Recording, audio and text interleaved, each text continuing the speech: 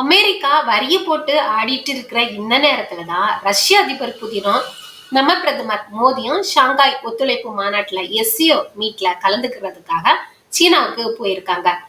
ட்ரம்போட வரி யுத்தத்துக்கு நடுவுல சீனாவில புதினும் மோடியும் என்ன பண்றாங்கங்கிறத பற்றி தான் இந்த வீடியோல நம்ம முழுசா பார்க்க போறோம்.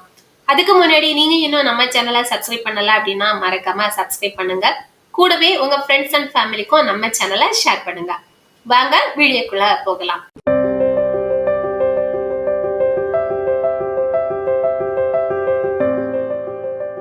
இந்த மாநாட்டுல 20க்கும் மேல உள்ள தலைவர்கள் கலந்துகிட்டாங்க. இது ஏன் முக்கியம் அப்படின்னா 2வது உலக போர் முடிஞ்சு 80 வருஷம் ஆனத குறிக்கிறது மாதிரி பெய்ஜிங்ல ஒரு பெரிய ராணுவ அணிவகுப்பு நடக்க போகுது.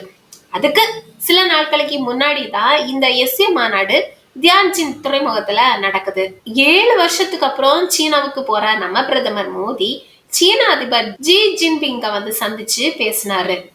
நம்ம பக்கத்து நாடுகளோட உறவுகளை பலப்படுத்த நாங்க ஆசைப்படுறோம் அப்படின்னு மோடி ஜின்பிங் கிட்ட சொன்னாரு.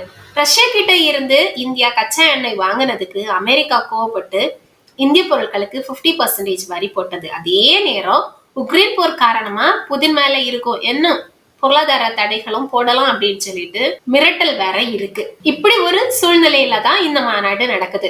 மோடி தன்னோட எக்ஸ் பக்கத்துல ஒரு வீடியோ போட்டிருந்தாரு. அதுல சீனா இந்தியா 2 நாட்டுல இருக்கிற 2.8 பில்லியன் மக்களோட வாழ்க்கை நம்ம ஒத்துழைப்பை நம்பித்தான் இருக்கு.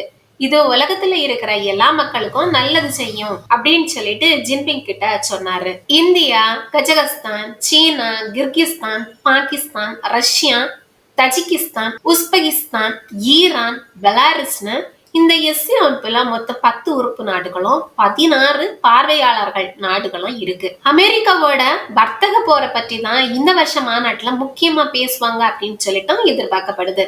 மேலும் இந்தியா மேல ட்ரம்ப் 50% வரி போட்டது 2020 இமயமலையில சண்டை வந்து ஸ்பாயில் ஆன இந்தியா சீனா உறவுகளை மறுபடியும் சரி பண்றதுக்கு இந்த மீட்டிங் உதவியா இருக்கும். இந்த எஸ்சி அமைப்பு ஏன் உருவாக்கப்பட்டுச்சு அப்படின்னு சொல்லிட்டு உங்களுக்கு தெரியுமா? நேட்டோ மாதிரி மேற்கத்திய நாடுகளோட கூட்டணி இருக்கிறதுக்கு எதிரா 2001 சீனா, ரஷ்யா மற்றும் 4 மத்திய ஆசிய நாடுகள் சேர்ந்து இந்த எஸ்சி அமைப்பை உருவாக்குனாங்க. இந்த வருஷம் நடக்கிற மாநாடு தான் இதுவரையில உலகத்திலேயே நடந்த ரொம்ப பெரிய எஸ்சிஓ மாநாடு. இந்த எஸ்சி அமைப்புல இந்தியாவுக்கு என்னென்ன நன்மைகள் அப்படின்னு சொல்லிட்டு பார்த்தோம் அப்படின்னா, ஃபர்ஸ்ட் ஒன் பொருளாதார நன்மைகள், வணிக வாய்ப்புகள். எஸ்சி உறுப்பு நாடுகளான சீனா, ரஷ்யா மற்றும் மத்திய ஆசிய நாடுகளுடன் வர்த்தக உறவுகளை வலுப்படுத்த இந்தியாவுக்கு இது ஒரு நல்ல வாய்ப்பை வழங்குது. இந்த நாடுகள் பெரிய சந்தையை கொண்டுள்ளதால இந்தியாவோட ஏற்றுமதிக்கும் உதவலாம். அடுத்து சக்தி பாதுகாப்பு. மத்திய ஆசியாவில எண்ணெய் மற்றும் எரிவாயு வளங்கள் அதிகம். எஸ்சி மூலம் இந்த நாடுகளுடன் இணைந்து இந்தியா தன்னோட எரிசக்தி தேவைகளை பூர்த்தி செஞ்சுக்க முடியும். உதாரணமா துர்பனிஸ்தான், ஆப்கானிஸ்தான், பாகிஸ்தான், இந்தியா எரிவாயு குழாய் திட்டம் போன்ற திட்டங்கள்ல கூட்டா முயற்சி பண்ணலாம். 2வது பாதுகாப்பு மற்றும் ராஜதந்திர நன்மைகள். பயங்கரவாத எதிர்ப்பு. பயங்கரவாதிகளுக்கு எதிரான கூட்டு நடவடிக்கைகள்ல எஸ்சி உறுப்பு நாடுகள் ஈடுபடுது. இதன் மூலம் பிராந்திய பயங்கரவாத அச்சுறுத்தல்களை சமாளிக்க இந்தியாவுக்கு இது ஒரு தளத்தை வழங்குது. நெக்ஸ்ட், ராஜதந்திர பலம்.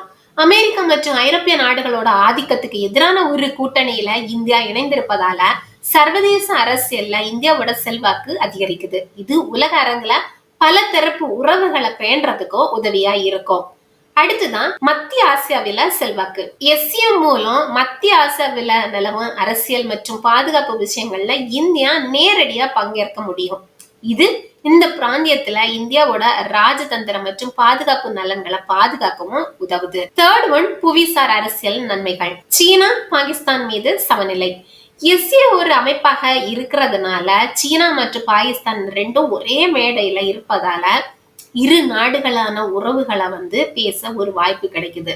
ராஜதந்திர ரீதியா சிக்கல்களையும் வந்து தீர்க்க இது வந்து ஹெல்ப் பண்ணும். அடுத்து ரஷ்யாவுடன் உறவு. ரஷ்யா இந்தியாவின் நீண்ட கால நட்பு நாடு.